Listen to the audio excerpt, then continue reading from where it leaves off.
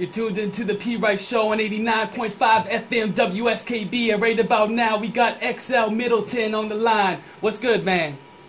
What's going on, brother? Thank you for having me.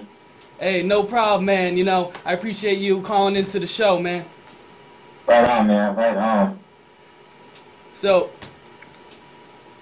man, we're gonna kick it off. We're gonna start off like this, man. For those that didn't catch it, introduce who you are and let them know exactly where you're coming from.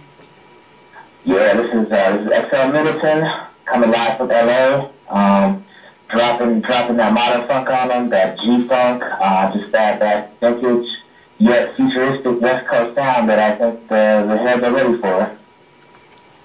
Hell yeah, man. You know what? I think, matter of fact, cats have been ready for this, man. I know a lot of peeps out on the streets are missing that G-funk flavor from the rap scene nowadays. Oh, man. Glad to hear it, man. I'm trying to provide it to them. Absolutely. And, you know, you're doing a great job with it. And we're about to get into some details about some of your productions. But first, I want to know a little bit about how was it growing up in Pasadena, California? Like, how was the hip-hop scene there? Oh, man, you know, it was kind of like its own thing. You know, Pasadena is part of LA. It's kind of like a corner of LA. And we had our own hip-hop scene. We had, like, a lot of artists, like, in the early 90s that, you know, most of them never really, like, made it out from beyond the city limits. But, you know, we had a few guys. We had, like, Madcap, and then later on, I believe we went to form Colored Section. And, of course, you had homie from the Far Side. You know, he was from Pasadena. So there were some cats that got a little bit of shine. And you know, I grew up in the midst of all of that. You know, I just fell in love with hip-hop from an early age and gravitated towards that West Coast funked out sound. I listened to everything, but that was what I really was drawn towards. For real, for real. And, you know, LA's close by Pasadena. And would you say, what were some of the things that you saw or might have experienced while out in the neighborhood? You know, I'm pretty sure the whole G-Funk era probably was, you know, going on. You were definitely influenced by that. You grew up with the, you know, the originals in hip-hop.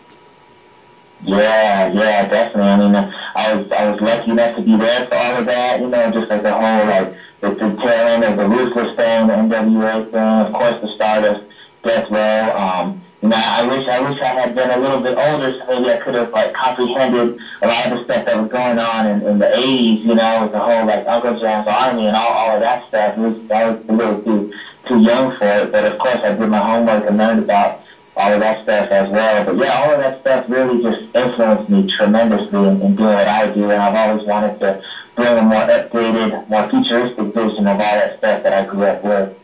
And yeah, and you can hear that in your single Keep It Funkin'. Oh man, I appreciate it. Like, it has an old school vibe to it, but it's just so fresh and funky that it sounds new, and I'm pretty sure 20 years down the road from now, that track would still be banging. Oh man, I'm so glad to do it, because that's what I'm trying to do, is just make timeless tunes. Absolutely, man. And so at what age did you start learning how to play the keyboard? You know, you're really good, you know, with working the keyboards and making the funky synthesizers and all that. Yeah. Very, very young, in fact. I might have been like 7 or 8 even. And I have my dad to credit me for that. You know, he taught me everything that I know, basically. He also plays, and so he passed the knowledge down to me, and I just kind of went from there. Oh wow! Was your dad in a group or anything, or did he just play for, you know, fun? It was just like a hobby, something that he enjoyed doing. You know, I know he's played in a. I think he had a band when he was younger, like before I was born, and then you know, he was making a lot of tunes at home, and that was like my first equipment that I had. You know, like in the late 80s, early 90s, he was rocking a classic Yamaha DX7, you know, which is now one of the biggest synthesizers that there ever was. Mm-hmm.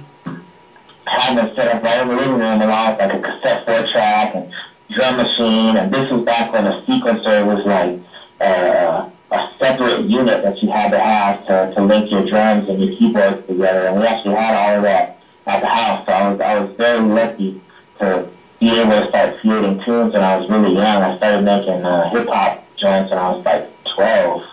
Oh, damn. And you know, man, that leads me into my next question. I was going to ask, what age you, like, began crafting your rapping and your lyrics, and also I noticed that you also do some singing on your tracks as well.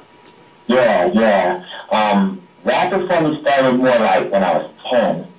And as time went on, see, I would kind of do it kind of like how Sugar Free does it, you know, when you hear him like banging on the table. Yeah. To do that too when I was young because I didn't have any beats except for maybe like a couple of cassette singles that had instrumentals on them. But other than that, that was it. So I was doing that very early on, and I just decided that man, I need my own tracks.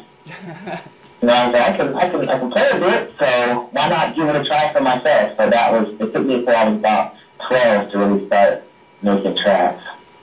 And that's down to there, so like, you know, I started trying out singing a little bit too. I said, man, I can hold a note. It's pretty cool. So I've been working on that since I was pretty young too. I mean, I don't remember the exact age, but I guess there was a time that came along where I felt confident enough to be like, yeah, I can sing my own hooks, and that's what it sounds. Yeah, I feel that absolutely, man. Would you say that you enjoy producing or rapping better? I think I would have to go for producing because I can you know work in so many different modes, you know, and of course I'm always gonna love rapping. I just felt like and not to say that I stopped rapping, but I felt like I kind of reached the outer limits of what I could do with hip hop records, at least for a time. And I'd always been making these funk tracks as well, and of course they were always very informed by hip hop because that's what I started out doing. But I wanted to expand and try to see what else I could do. And like I said, I was always making funk tracks, but I didn't know where to like put them. You know, I had a hip hop fan base, so I was always worried that they wouldn't understand what I was doing. And then, you know, I of course discovered this modern funk scene that's now bubbling up, and it was a beautiful thing because now I feel like, you know, I've got these two different modes that I can work in, and they both mean so much to me. Absolutely, man. And you can definitely tell with your production, man, you put a lot of passion into it. How is the whole funk scene down in Southern LA right now? And, you know, MoFunk Records is coming up with quite a few releases. I know the Boomerang EP just been dropped by Diamond Ortiz, I believe. Yeah, Diamond Ortiz. He's actually from up in the Bay, but yeah, MoFunk Records is centered in LA, and that's me and my partner Eddie Funkster. We started that up. And so we've got us on the roster. We've got Diamond Ortiz, of course, and we've got Monica on the roster. So it's basically like the four of us.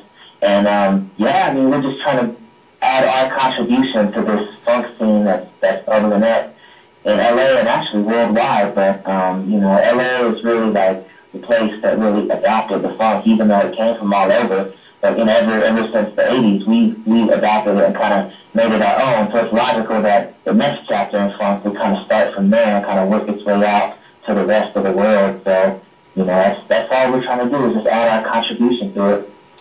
Absolutely. And you know, you guys already starting off with a great roster, and you know, you guys are all over the world. I know that you have a very big fan base over in Japan. Could you tell us a little bit about your European fan base? And you toured Japan not too long ago, even making the HMW Top 10 in Japan. Yeah. I went to Japan a while back. I did a mini tour, did a few cities, and it was an amazing experience. The people out there are just really nice. Just really good people, and they're very welcoming. And I haven't been out to Europe yet. I'm trying to get out there. Hopefully 2015 is going to be the year. But yeah, and I've gotten so many good messages from people out in Europe that just have so many good things to say, and it's always really encouraging, and it really just keeps me going. Yeah, man, 100, man. For real. I see a lot of French cats, European, you know, Japanese, Asian, you know, just all over there producing, you know, the funk, the G-funk. They're really influenced by the West Coast. And this question crossed my mind. Would you say that Europe and Asia have more love for the G-funk nowadays than over here in the U.S.? Well, I think there's a different attitude out there. I think here in the U.S., when somebody quote unquote falls off and doesn't have anything new for a while, people tend to be like, okay, he's done, he's out the game. Whereas in Europe and Japan, it can be 10, 15, 20 years later, and people are still like, oh, are we coming out with something new? What's that? What's going on? So I think that's why the G-Funk has been able to be embraced out there so much. They kind of kept it going, whereas the fan base wasn't really there quite as much out here in the U.S. But it's really just something that's been sleeping for a while, you know. It's something that we're trying to wake back up now. And I think people are really genuinely starting to catch on and be like, yeah, this is the soundtrack to my youth. And, you know, it's the sense of nostalgia, but also the sense of wanting to, you know, bring it to the modern day and create something new out of it.